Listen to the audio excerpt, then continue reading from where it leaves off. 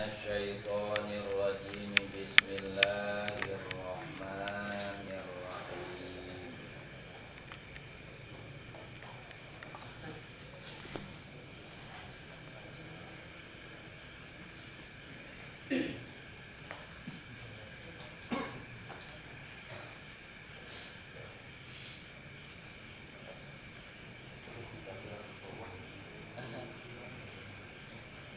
Bismillahirrahmanirrahim.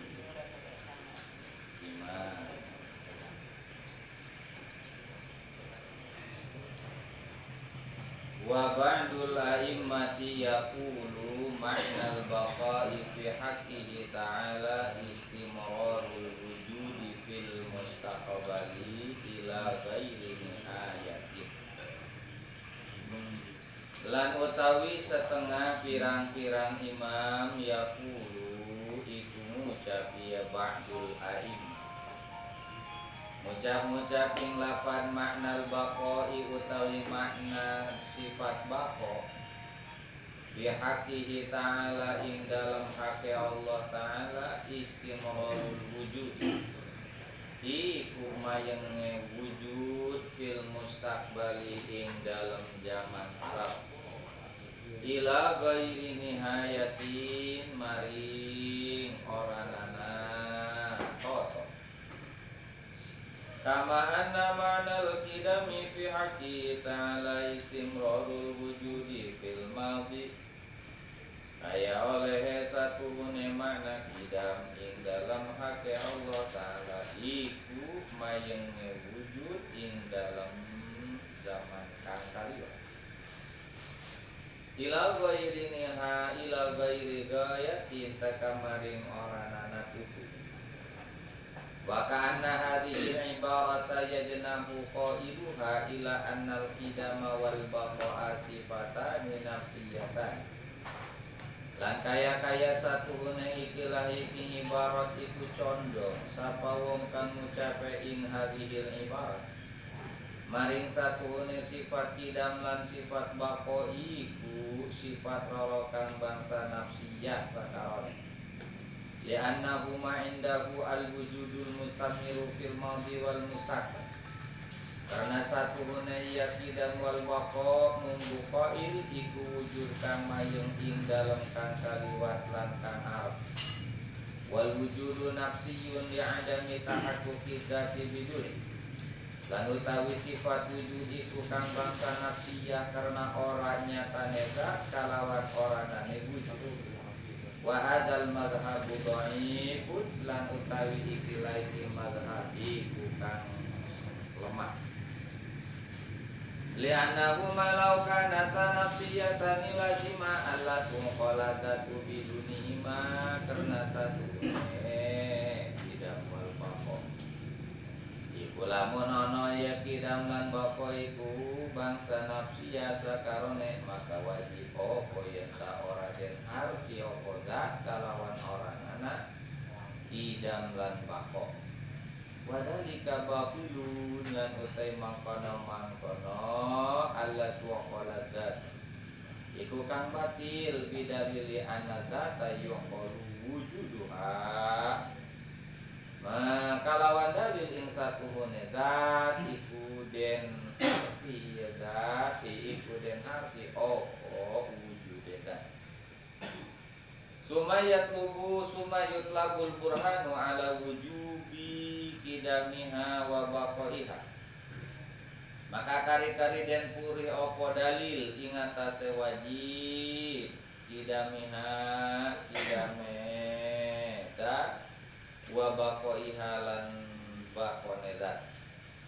Wasadda qaumun, lan ngitung syad qaumun sapa kaum faqalu maka ngucapi ya kaum innal qidama wal baqa'a sifatani maujudatan takumani bidah.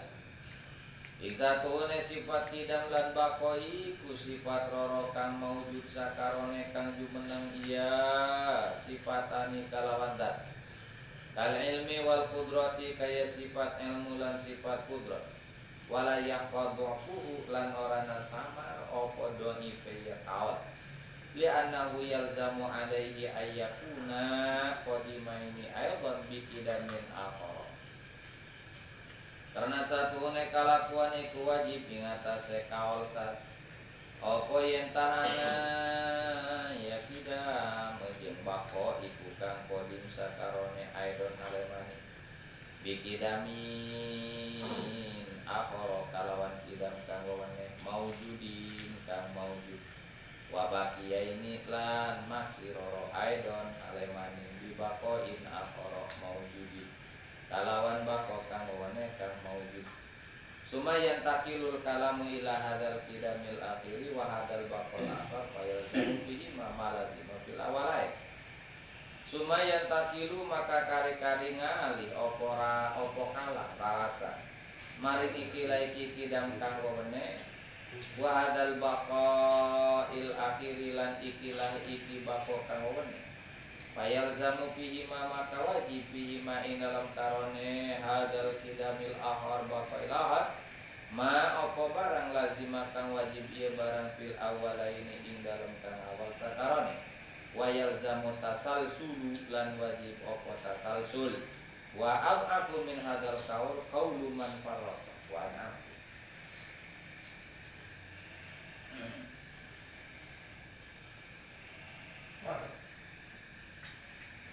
Baik, kita lanjutkan kembali taklim kita, masih menjelaskan membahas tentang sifat yang ketiga. Ya. Kalau kita urutkan dari nomor urut 1 yaitu wujud, qidam, baqo. Atau membahas sifat yang kedua daripada golongan sifat salabiyah, yaitu dari mulai sifat qidam, yang kedua adalah sifat baqo.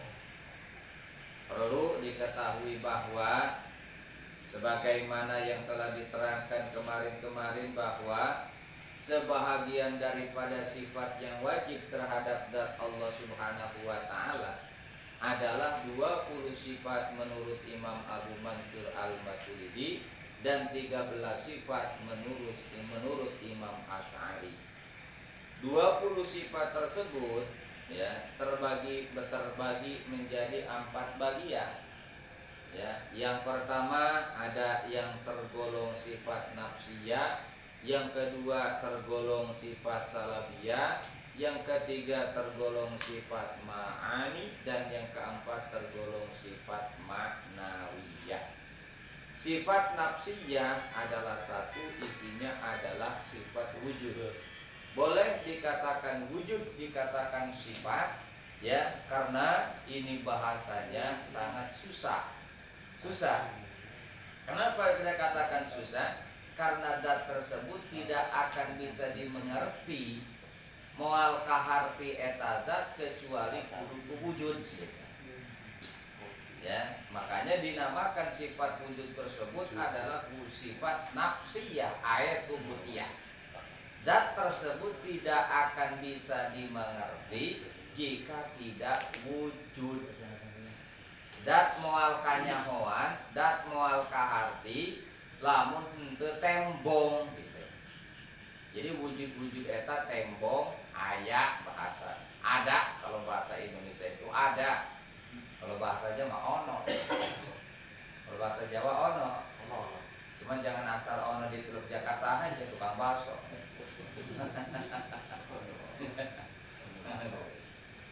Nah, yang kemudian yang kedua adalah golongan sifat salabiyah.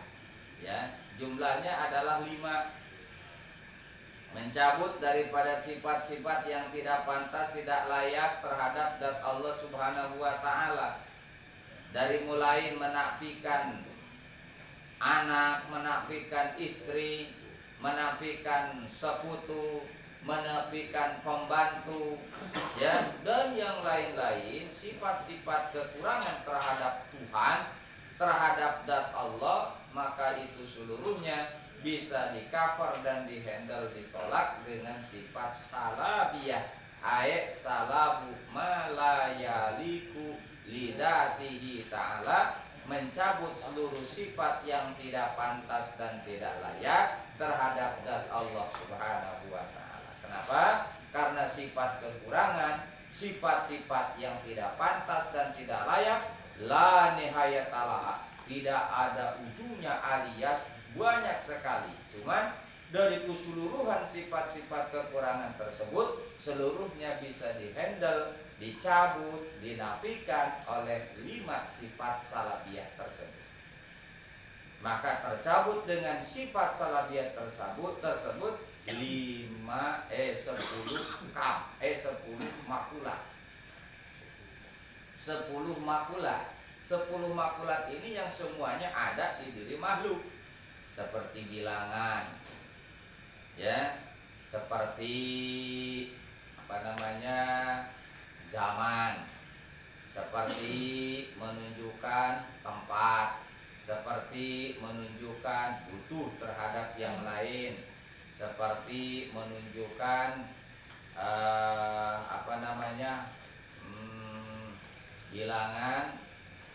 bilangan, tempat, kemudian waktu dan yang lain-lain. Sifat-sifat kekurangan seluruhnya itu dihandle, dinafikan oleh sifat salabiyah. Maka otomatis, ya, jika Allah Subhanahu wa ta'ala mustahil tersifati oleh sifat kekurangan, maka otomatis zat Allah Subhanahu wa ta'ala wajib tersifati oleh sifat kesempurnaan. Maka terhadap seorang mukallaf wajib juga mengetikadkan bahwa zat Allah Subhanahu wa ta'ala wajib tersifati oleh seluruh sifat-sifat kesempurnaan. Gitu. Wajib ditekankan, ya, sifat-sifat kesempurnaan. Nah, ke-10 makulat tersebut yang mustahil adanya di zat Allah Subhanahu wa ta'ala, yang ada 10 sebagaimana dinazamkan di dalam kitab makulat. Ya, kam wa kaifun wa idhafatun mata wal aina wal wad'u wa milkun ya fata wal fi'lu thumma al infi'alu kamulat asyu maqulatin wa faslun wa ma hawat. Makulat kam, makulat kaifa, makulat idofi, makulat mata, makulat aina, makulat wadha, milik, fi'il, infi'al, dan yang lain-lain. Kam adalah sesuatu perkara yang menunjukkan terhadap, ya, kam sesuatu yang menunjukkan terhadap bilangan. Mustahil Allah Subhanahu wa ta'ala berbilang. Mustahil Allah Subhanahu wa ta'ala berbilang. Artinya berbilang banyak, lebih daripada 1, atau bilangannya bilangan yang rapat alias bilangan intern. Artinya satunya, tapi satunya bukan 1 murni, tapi 1 KW, hasil daripada penyatuan. Itu mustahil terhadap zat Allah. Kemudian kaifa bagaimana, itu pun sama. Mustahil terhadap zat Allah Subhanahu wa ta'ala bagaimana Allah. Jangan bagaimana Allah, karena nanti otomatis implikasi daripada kaifa tersebut otomatis akan menyerupakan Allah dengan makhluk. Kalau kita misalkan ini ditanya, bagaimana tuh si Zaid? Bagaimana si Zaid? Wah, Zaid itu ya satu level dengan si Umar. Kenapa? Anu. Itu pasti ada nisbah penyerupaan. Ya. Bagaimana sifatan anu?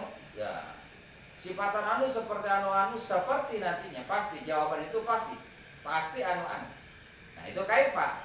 Ya, sedangkan tidak ada serupa bagi zat Allah, tidak ada serupa bagi Allah Subhanahu wa ta'ala terhadap selain Allah. Artinya selain Allah tidak sama dengan Allah, Allah tidak sama dengan selain Allah. Berarti yang di mana-mana mustahil sama Allah dengan yang lainnya, berarti Allah wajib mukhalafahnya, Allah wajib berbedanya. Sebenarnya omongan apa cuma dibulak-balik, dibulak-balik doang. Begitu pula makulat idofi, menyandarkan sesuatu. Jadi Allah membutuhkan sesuatu sebagai sandaran Allah. Misalkan Allah ada, misalkan karena adanya langit dan bumi. Kalau Allah Ta'ala kalau langit dan bumi tidak ada, berarti Allah tidak ada. Tidak seperti itu. Karenanya adanya Allah Subhanahu wa Ta'ala itu tidak membutuhkan sandaran-sandaran terhadap yang lain. Ya, tetapi yang lainlah yang membutuhkan kepada Allah. Langit ada, bumi ada, karena ada siapa? Ada manusia, ada gunung, ada langit, ada bumi, ada matahari, ada bintang, karena ada siapa? Karena ada Allah. Berarti selain Allah itu butuh terhadap Allah. Tetapi kalau adanya Allah Subhanahu wa Ta'ala tidak butuh terhadap selain Allah. Kan begitu? Lah itu bagaimana langit dan bumi? Justru itu menjadi ciri tentang adanya Allah. Bukan menjadi elat, bukan menjadi dasar, bukan menjadi alasan. Tetapi menjadi ciri terhadap adanya Allah. Maka oleh karena demikian Allah tidak butuh terhadap selain Allah. Ya, kalau makhluk tetap dia pasti tersifati oleh makulat idofi. Adanya anak karena ada siapa? Adanya bapak karena adanya kakek. Adanya kakek karena adanya buyut. Adanya buyut dikarenakan disandarkan terhadap adanya bau. Kan begitu. Adanya istri disandarkan karena adanya suami. Adanya suami karena disandarkan adanya istri. Kan begitu. Manusia itu seperti itu selalu butuh terhadap yang lain.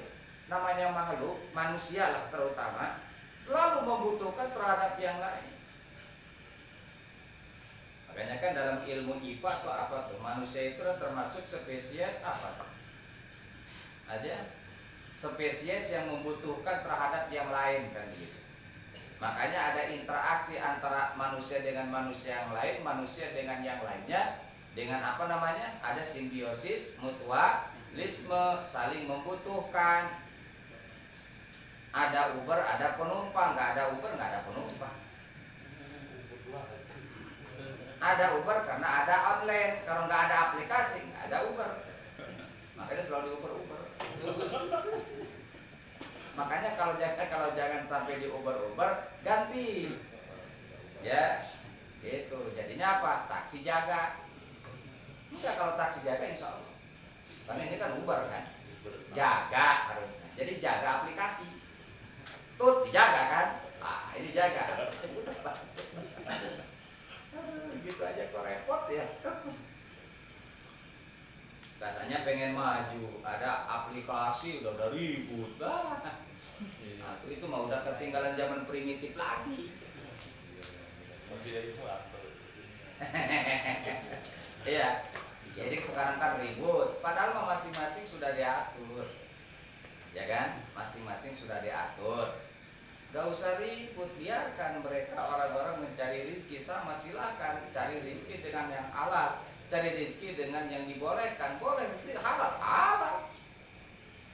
Malah kalau ditanya penumpang nyamanan mana, apa nyamanan penumpang umum, apa nyamanan Uber, jelas jawabnya nyamanan Uber. Makanya Uber terus lah nggak apa-apa. Boleh, teknologi. Karena apa-apa nanti mah akhir zaman itu, ada yang mengatakan akhir zaman itu semuanya serba pulsa, semuanya serba internet, semuanya serba teknologi. Karena akhir zaman seperti itu. Semuanya. Kalau ini nggak pakai asli ditutup ya, atau udah aja nggak usah belajar internet, belajar teknologi, jangan. Ya kan? Pembodohan. Tinggal diurus aja izinnya selesai, ya kan? Selesai, nggak apa-apa. Nah, ini kita kembali lagi nih. Ini masalah idofi, ya. Karena selain Allah Subhanahu Wa Taala itu jelas adanya itu membutuhkan terhadap yang lain. Tidak mungkin dia jadi sendiri. Adanya langit ya, adanya bumi, malaikat, jin dan seluruhnya butuh, ya. Butuh kepada siapa? Butuh kepada Allah. Sedangkan adanya Allah tidak butuh terhadap yang lain. Adanya langit dan bumi bukan menjadi kebutuhan bagi Allah, tidak. Justru yang butuh itu adalah makhluk kepada Allah. Kalau Allah, ya mau ta'ala binafsi, nggak butuh yang lain. Ya, lu mau ibadah, lu mau sholat, lu mau siat, nanti tanggung sendiri, gua kagak butuh, itu aja. Lu nanti yang rasain, itu aja. Ya. Aduh. Makanya kan di dalam kitab Taurat dan juga kitab-kitab semawi yang lain diterangkan, ya, ikmal masyitu, silakan engkau berbuat apa saja, silakan engkau berbuat apa saja, tetapi tanggung sendiri akibatnya, gitu aja. Gitu. Semuanya mengandung resiko. Kenapa? Karena af'al mukallaf. Kenapa af'al mukallaf? Yaitulah nanti yang dihukumi oleh hukum Allah. Baik pekerjaan jiwa raganya, anggota badannya, pekerjaan lisannya, pekerjaan hatinya, itu semuanya terkena hukum Allah Subhanahu wa taala. Ima wajib, ima haram, ima sunnah, ima makruh, ima mubah. Nanti dan dapat balasan, itulah pekerjaannya, tapi yang merasakan badannya. Yang merasakan nikmatnya badannya, yang merasakan siksanya ya badannya juga.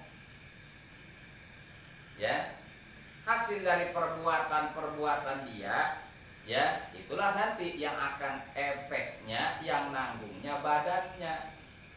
Matanya maksiat, telinganya maksiat, ya bukan pekerjaannya, tapi yang punya matanya, yang punya telinganya nanti yang disiksa.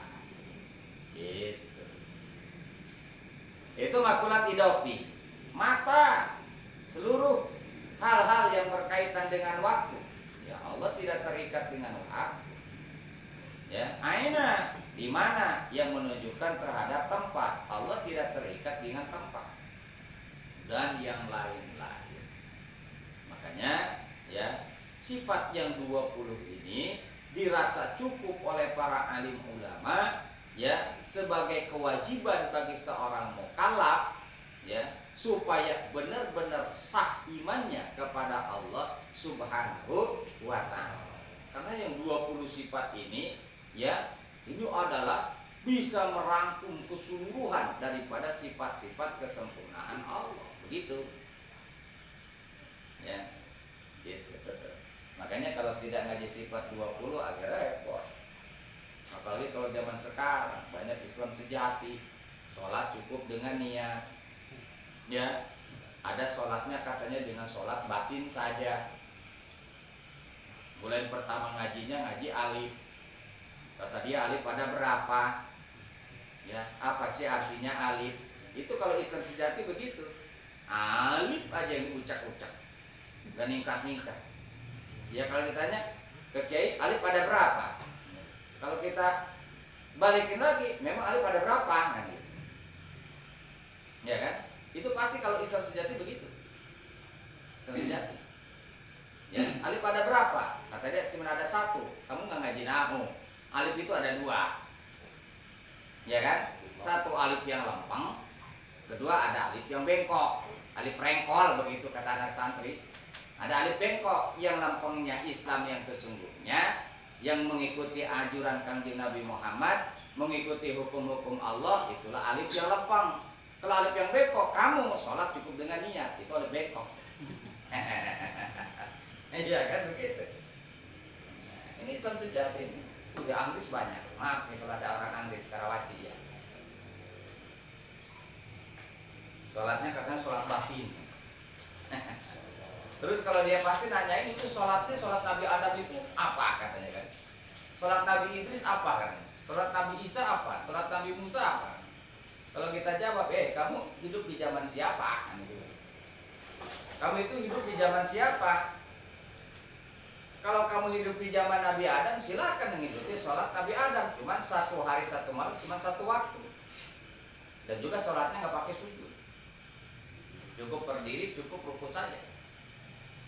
Ya, kalau hidup di zaman Kanjeng Nabi Daud, zaman Kanjeng Nabi Ibrahim, silakan sholat cukup 1 kali saja. Ya, tapi kalau kamu sekarang hidupnya di zaman Kanjeng Nabi Muhammad, ya harus 5 dong salatnya, nggak boleh 1. Iya kan? Karena kita hidup di zaman Kanjeng Nabi Muhammad. Kanjeng Nabi sholatnya 1 hari 1 malam wajibnya 5 kali. Ini kadang-kadang nanya begitu. Nah, itu Islam sejati. Ayah wahai. Nah itu kita kembali lagi bicara masalah sifat bako. Kembali ke sifat bako. Ya. Nah, bagaimana pandangan ataupun tinjauan hukum agama, ya, menimbang, menghukumi tentang masalah sifat bako yang dihukumi oleh hukum akal, bahwasanya Allah Subhanahu wa Ta'ala menurut akal. Akal siapa? Menurut akal yang sehat, menurut akal yang suci, menurut akal gorizi. Bahwa akal menghukumi bahwasanya zat Allah Subhanahu wa Ta'ala itu wajib tersifati oleh sifat bako. Artinya bako la akhirolahu, tidak ada ujungnya. Artinya bako terus-terusan wujudnya, ya, terus-terusan wujudnya, enggak diakhiri oleh tiada. Sekali wujud tetap wujud, sekali ada tetap ada, enggak ada tiada, ujungnya enggak ada.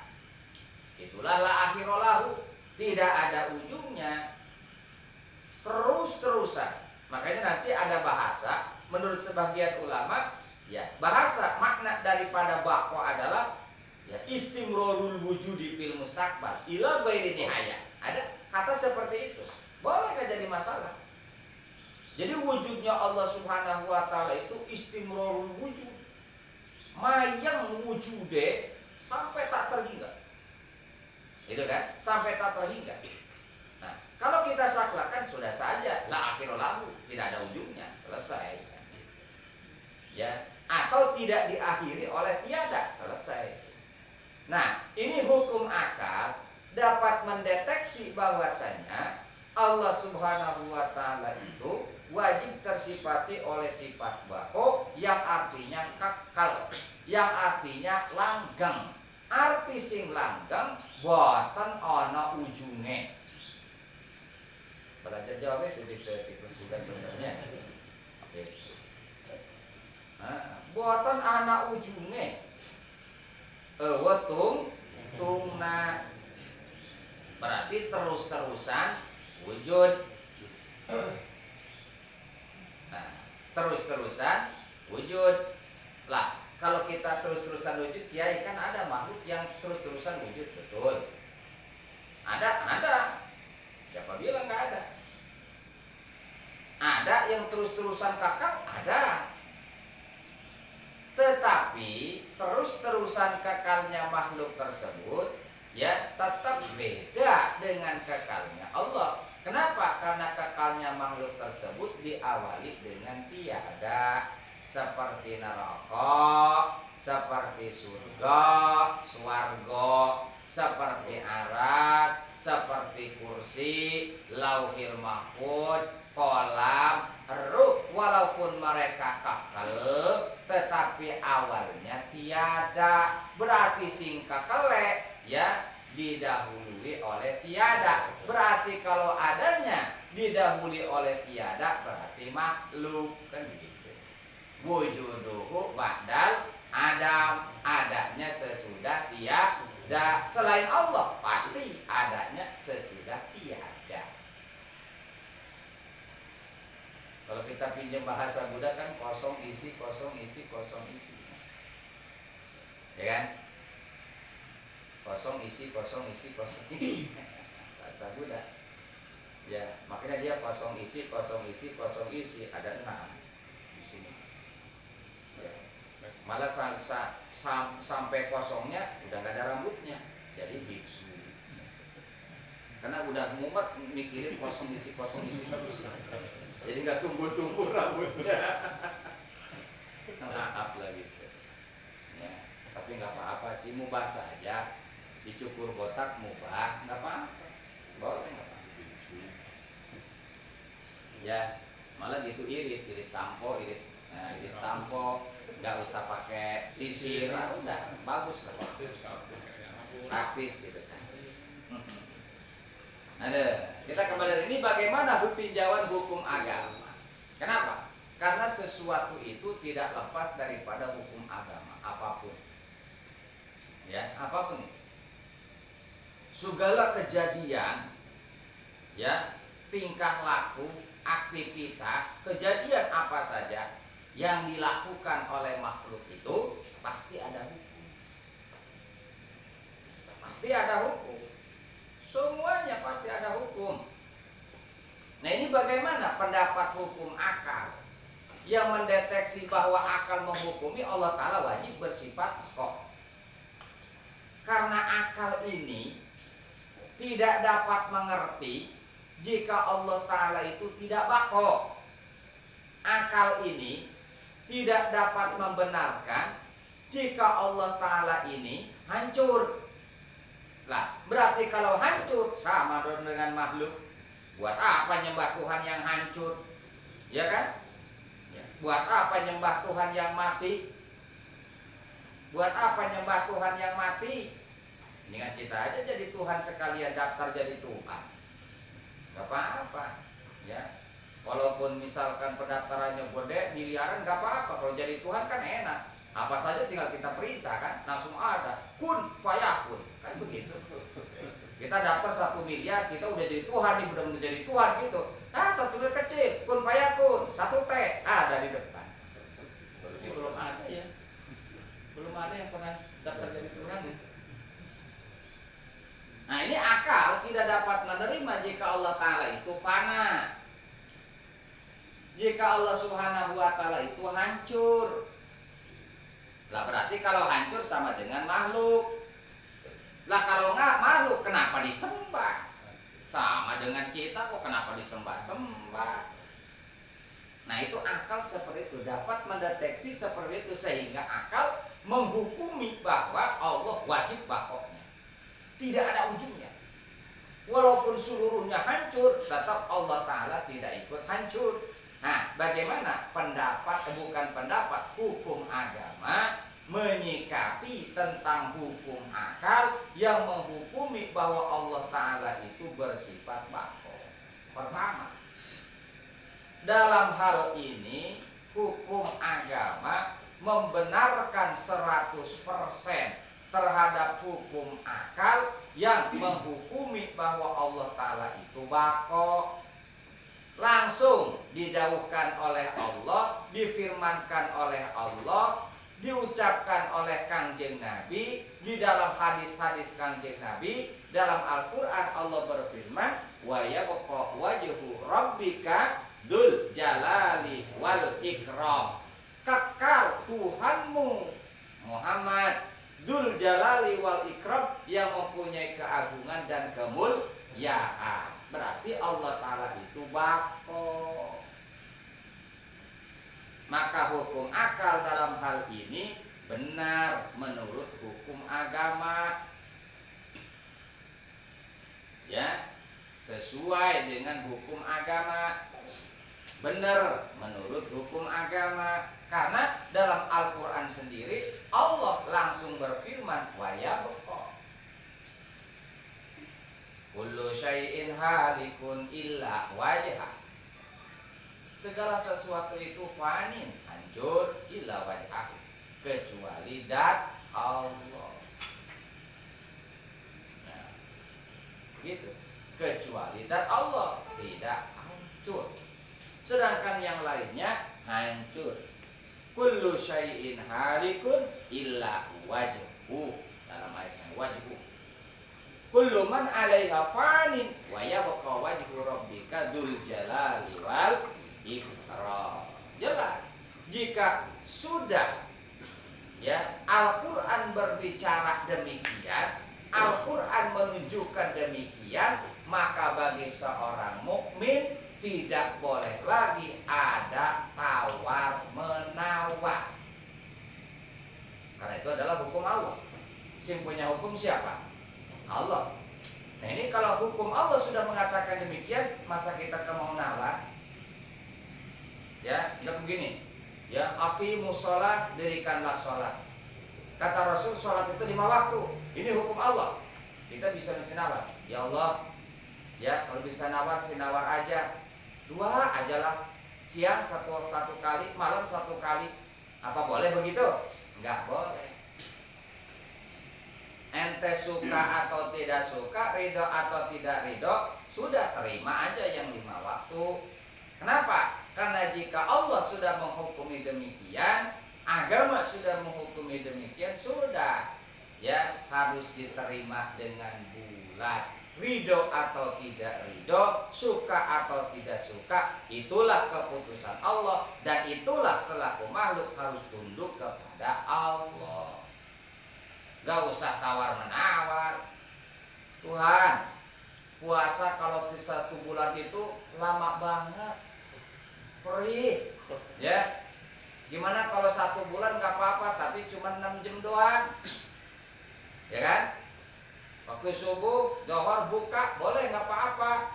Tapi karena hukum agama mengatakan harus sampai matahari terbenam selama 30 hari atau 29 hari 1 bulan hitungannya, sudah tidak ada tawar menawar. Nggak ada tawar menawar.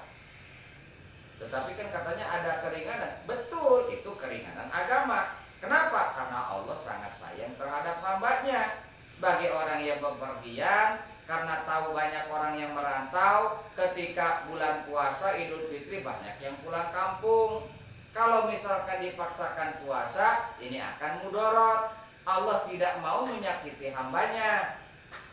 Maka Allah kasih keringanan agama. Lu boleh buka, tapi nanti kodoin ya, gitu. Kan enak. Orang yang sakit boleh nggak puasa, tapi awas ya, kalau udah sembuh, kodoin.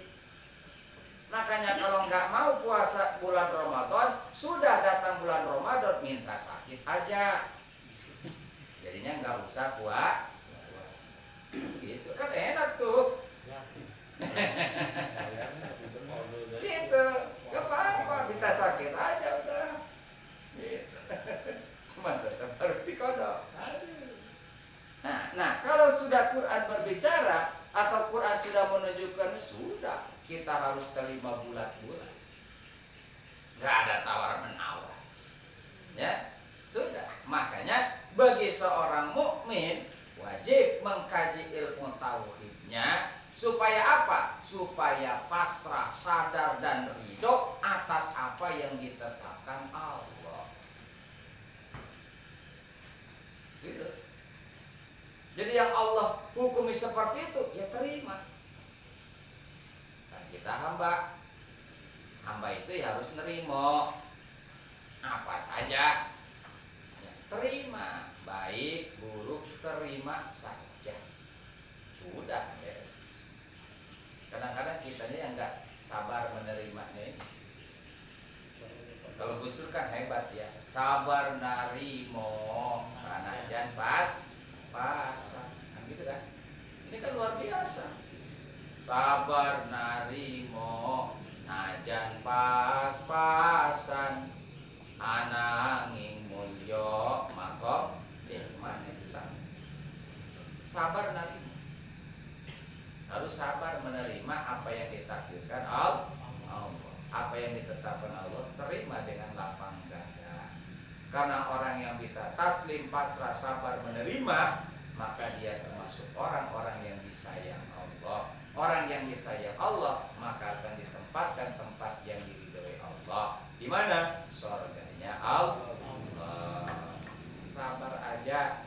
Sedang musibah, digonjang-ganjingin, sabar aja. Jalan terus, kafilah anjing menggonggong, kafilah berlalu. Musibah biarkan menerpa kita, tapi kita tetap fokus ibadah kepada Allah.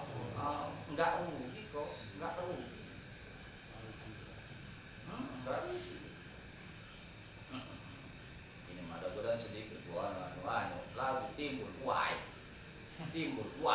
mengapa melulu. Makanya kemarin kan sudah dibahas, tinggalkan lapan kaifa, ya bagaimana, why, mengapa, lau, lamun, dan yang lain. Kemarin sudah dibahas. Terus menyalahkan takdir begitu kejam. Takdir begitu kejam loh. Murtad lo ngomong begitu. Iya. Kalau takdir kejam katamu, berarti ya kamu menisbatkan Allah zalim terhadap hambanya. Ya kan? Gitu. Udah gak nyanyi lagi, stop. Bagus sih. Tapi sinetron jalan terus. Malah sekarang dikiaikannya sinetron, bohong melulu. Punya istri bohongan, punya anak bohongan. Ya kan? Ngomong bohong, durhaka, nggak sesuai. Ini maaf. Ya, kalau kita ngaji kitab dakwah utama itu, masya Allah, yang lebih berat dan lebih berbahayanya di akhir zaman itu adalah itu ulama yang jelek. Itu paling bahaya. Ya, paling bahaya, dan tobatnya itu susah. Kalau ulama jelek itu susah tobatnya. Ya, ada dalam kitab dakwah utama karangan Syekh Abdullah Alawi Al-Hadar. Ya, susah. Kenapa? Ketika dia berbuat sesuatu yang itu padahal dilarang oleh Allah, dan kemudian orang mengikuti dia terus-terusan, maka dosa orang yang mengerjakan dosa-dosa itu, pekerjaan-pekerjaan itu ditanggung sama ulama usul itu. Dia tobat sendiri belum tentu nggak diterima sama Allah. Makanya susah. Jadi kalau ngaji kitab dakwah utama, masya Allah, kita ngeri jadi ulama itu. Ngeri banget. Ya, gitu. Ada beberapa kriteria ulama di situ diterangkan. Ya Allah. Ya, sekarang kalau jadi kiai kan, waduh, ratingnya kan naik, ya, honornya tinggi. Nah itu yang bahaya. Ya, ada dalam kitab dakwah utama, bukan saya yang ngomong, tapi alim ulama dia langsung dari hadis kanjeng Nabi Shallallahu Alaihi Wasallam bahwa nanti sejelek-jeleknya umat di akhir zaman itu adalah ulama ulama yang jelek. Ulama yang jelek. Yaquluna ma la taf'alun, mereka berbicara ya yang mereka tidak kerjakan. Yaf'aluna, mereka mengerjakan yang mereka larang. Ya, gitu. Ada dalam kitab dakwah utama. Kita kembali lagi bahwa yang pertama, hukum agama ya membenarkan dalam hal ini terhadap pendapat hukum akal bahwa Allah Subhanahu wa taala wajib tersifati oleh sifat baqo. Dalam hal ini sinkron antara hukum akal dengan hukum agama. Ya. Kenapa? Karena sandarannya itu bagi Ahlus Sunnah wal Jamaah itu agama, bukan akal. Agama tetap menimbang baik dan buruk, menimbang salah dan benar, itu berdasarkan agama, bukan dengan akal. Itu Ahlus Sunnah wal Jamaah. Jadi menimbang baik dan buruk, menimbang benar dan salah, itu berdasarkan agama, hukum Allah dan hukum Rasulullah, bukan dengan akal. Kenapa? Karena menimbang baik dan buruk menurut akal itu tidak saklek. Kenapa? Menurut di satu sisi akal yang lain membetulkan, menurut akal yang lain menyalahkan. Di satu sisi akalnya tidak sampai seperti itu. Kenapa? Karena berbeda-beda tergantung manusia, tingkat pendidikannya, tingkat moralitasnya, kemudian membentuk karakter berdasarkan akalnya yang beda-beda. Jadi bukan akal orang primitif berbeda dengan akal orang modern. Akal orang modern berbeda dengan akalnya orang beragama. Jelas beda? Ya jelas lah, beda. dibahas dalam fikih.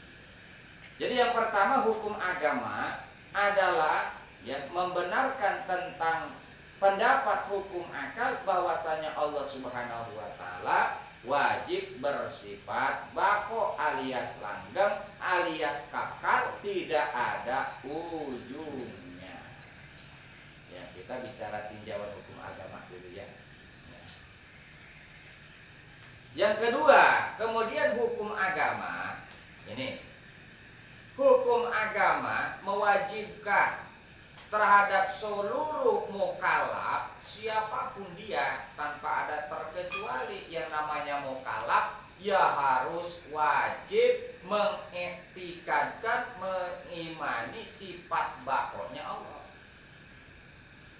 Yang merasa mukallaf tidak boleh tidak dihukumi wajib oleh agama, harus meyakini sifat bakonya Allah. Lah, siapa mukallaf? Baligin, akilin, salimil hawas, bulugid dakwah. Orang berakal, balik, selamat anggota badannya, bisa bicara, bisa mendengar, kemudian ada yang mengajarkan agama, itu namanya mukallaf. Tidak dipandang daripada status sosial. Ya, baik presiden maupun rakyat, pejabat ataupun rakyat, ya miskin dan kaya, jelek atau ganteng, itu jelek atau ganteng itu nggak jadi ukuran. Di situ jelek, sini ganteng gitu. Jelek atau ganteng enggak jadi ukuran. Mau jelek mau ganteng, wajib dia mengimani, meyakini, mengitikadkan, memakrifatkan sifat bako di Allah. Nah, ini mentang-mentang presiden, udah aja kalau jadi presiden mah bebas, nggak usah ngaji tauhid dah, durhaka. Ini ada lagi, mentang-mentang kaya, buat apa ngaji tauhid? Ya, duit banyak atau banyak lah, gitu kan, durhaka. Bisa salah, bisa jadi murtad, tidak terasa murtadnya. Ini yang paling bahaya. Ya, ini merasa udah ganteng, nggak apa ngaji sifat 20, ngabisin waktu aja, mendingan ke naik klub, ya, mendingan ke diskotik atau ke Kalijodo, udah ada sekarang, pindah ke Sungai Tahang, pindah ke Kampung Dadap, maaf ini tetangga tuh, ya kan? Tapi itu pun insya Allah digusur juga sama. Digusur juga, insya Allah digusur, yakin. Ya, Keramat Tunggak udah tinggal cerita, Gandoli udah tinggal cerita, Kalijodo udah hancur. Cuman ini sempalan Kalijodo banyak kesini nih, Kalimati. Siapa tetangganya tuh Kalimati tuh? Waduh, itu juga digusur juga sama. Ya, menghilangkan permaksiatan nggak bisa total, tetapi meminimalisir insya Allah bisa. Kenapa? Karena itulah perjuangan agama, amar ma'ruf nahi mungkar. Selama ada orang hidup, permaksiatan ada, pasti ada. Kita hanya bisa amar ma'ruf nahi mungkar, memerintah kebaikan, mencegah kemungkaran, karena itu ibadah. Ya, menghapuskan 100% permaksiatan di bumi Indonesia nggak bakalan bisa. Atau nggak bakalan kiamat atau kalau orang ibadah semua mah. Ya, ini orang nggak ada yang maksiat sama sekali kan, masjid penuh, ya kan, masjid penuh. Tiap sholat penuh masjid, zikir terus, baca Quran terus, aku lama nggak bakalan kiamat. Udah kesel nih Israfil nih. Kapan ini ditiup, kapan begitu?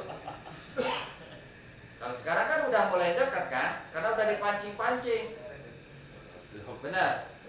Jam 12 malam tanggal 1 Januari udah mancing malaikat Israfil. Sekali marah Israfil, gua tiup lo nanti. Hancur dah. Itu udah mancing Israfil. Ledek. Ya kan? Kita kembali lagi. Nih, bagi setiap mukallaf hukum agama mewajibkan. Otomatis kalau sudah wajib menurut agama ada konsekuensi dong. Nah, surga, neraka, pahala, siksa, itu aja. Nah, ini adalah hukum Allah. Hukum taklif, karena ini berkaitan dengan apal mukallaf. Makanya hukum taklif, kitab taklif adalah hukmullah al-muta'alliqu bi af'alil mukallafin. Hukum Allah yang langsung berhubungan dengan pekerjaan mukallaf. Sing wong mukallaf pekerjaane ngopo? Telu. Pekerjaan jawarih, pekerjaan lisan, pekerjaan atine. Pagawean jiwa ragane, matane, kupinge, hidunge, tangane, mulute. Ana hukume. Kalau matanya dipakai lihat Quran, dapat pahala. Kalau matanya diliatin ke apa tuh? PSK, bahas susu kacangnya. Itu dapat pahala apa dapat siksa?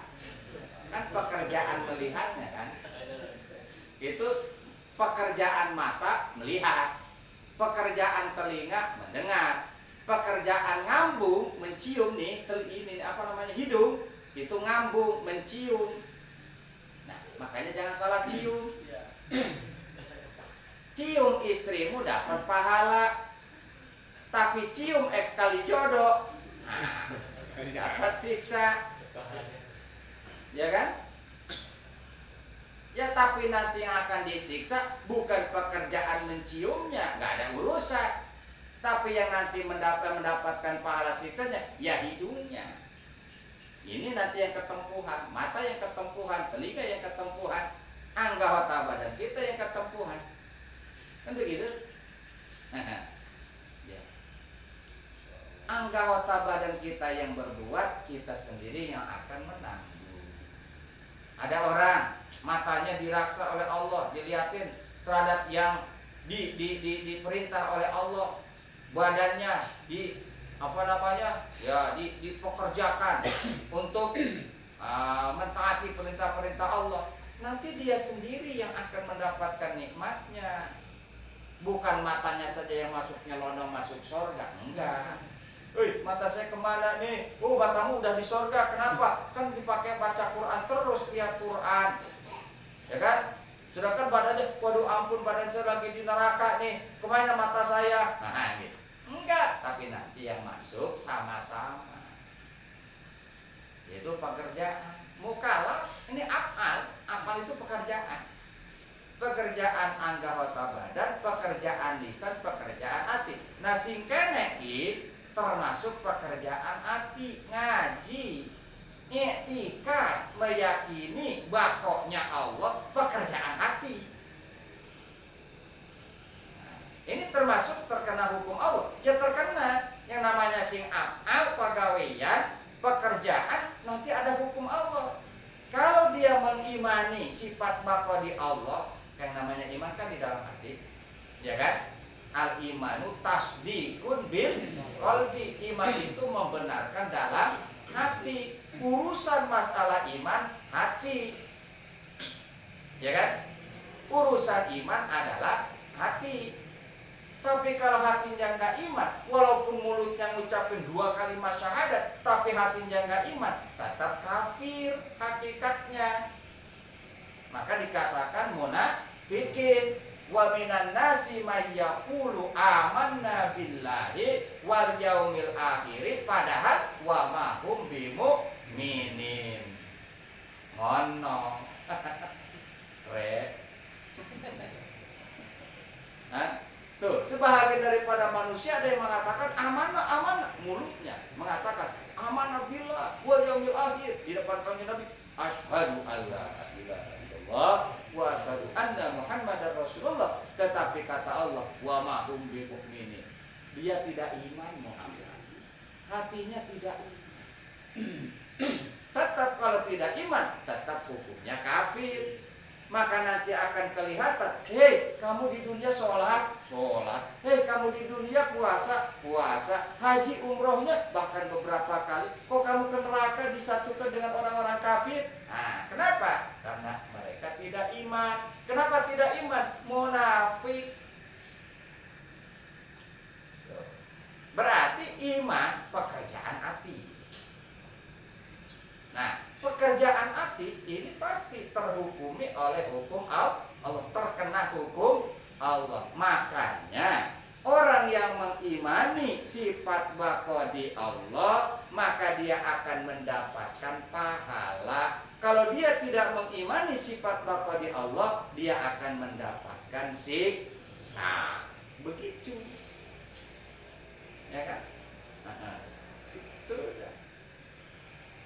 Nah, kalau dia nggak mau, misalkan nggak mau tuh disiksa di dalam neraka, sudah minta gila ya dari kecil aja. Ya gitu kan? Itu bebas surga lah. Orang gila itu kalau misalkan sebelum balik dia gila sampai matinya, surga. Habis mau apa? Mau apa yang dihisab kan? Sedangkan hisaban itu semenjak dia mau kalah. Semenjak dia balik, semenjak dia berakal. Kalau dia nggak berakal, kalau dia belum balik, apanya yang mau dihisab? Sudah, ya sudah, bebas kayak binatang, gitu. Nah, itu orang gila. Makanya orang gila kelihatan di dunia hina, tetapi kita belum tentu seberuntung orang gila. Ya kan? Kalau kita anggap orang gila hina kan? Gila. Siapa yang di sini pengen gila? Gak ada. Tapi kita nih yang waras belum tentu seberuntung orang gila.